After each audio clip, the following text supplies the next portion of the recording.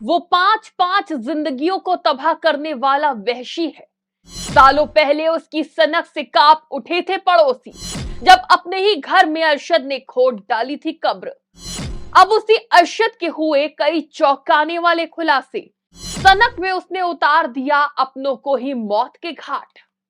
नए साल की पहली सुबह लखनऊ के एक होटल में पांच पांच जिंदगियां तबाह करने वाला आरोपी अरशद, भले ही इन हत्याओं को लेकर कई तरह के कारण बता रहा हो, खुद को हद से ज्यादा मजबूर और जमाने का सताया हुआ मासूम साबित करने की कोशिश कर रहा हो, लेकिन अब उसे लेकर ऐसे खुलासे हुए हैं जो वाकई चौंकाने वाले हैं।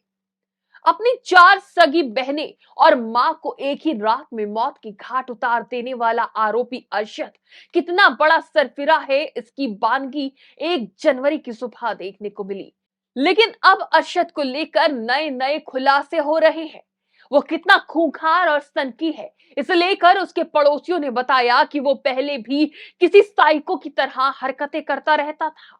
वो अपनी मां और बहनों को बाहर नहीं निकलने देता था। एक हिसाब से उसने अपने घर को ही कैद खाना बना रखा था। वो रोज मारपीट करता था, ना सिर्फ अपनी मां और बहनों से बल्कि पड़ोसियों से भी उसकी नहीं बनती थी। बताया जाता है कि उसके इसी सनकी स्वभाव के चलते बस्ती में कोई भी उससे बोलचाल नहीं रखता था। उसके इस सनकी दिमाग के पीछे अरशद का पिता बदरुद्दीन भी जिम्मेदार है, जो अरशद के साथ मिलकर उसके वहशीपने में साथ देता था। परिवार पर जुल्मों सितम के वक्त पिता बदरुद्दीन अरशद का समर्थन करता था। 1 जनवरी को 4 बहनों और मां के कत्ल में भी बदरुद्दीन अरशद का साथ दे रहा था। अरशद और उसके पिता बदरुद्दीन की कारस्तानियों को सुना तो पड़ोसियों ने बताया कि बदरुद्दीन का परिवार 15 साल पहले दिल्ली से आगरा आ गया था। यहीं पर रहकर छोटा मोटा काम धंधा करता था। इस्लाम नगर में किराए के घर में रहते हुए बदरुद्दीन ने बाद में एक 100 गज का प्लॉट खरीद लिया। फरवरी 2024 में उसने इसी प्लॉट में से 50 गज अलीम नाम के शख्स को बेच दिया था। पड़ोसियों ने बताया कि बदरुद्दीन और अरशद दोनों आए दिन मां और बेटियों को पीटा करते थे। दोनों की सनक के कारण ही पड़ोसी कभी उनसे बात भी नहीं करते थे। अरशद के इसी व्यवहार के चलते कुछ दिन पहले उसका तलाक भी हो गया था।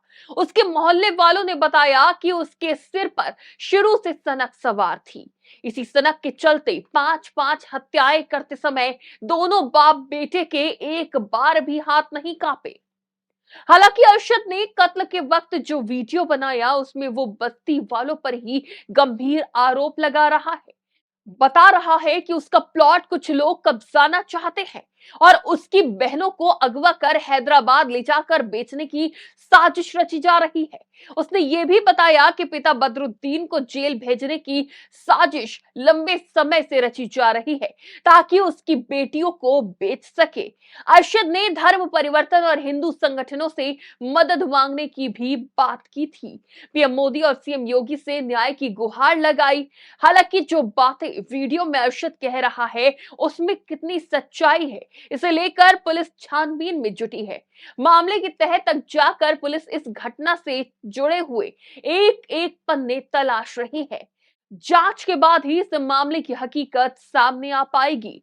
डेस्क रिपोर्ट, आज की खबर।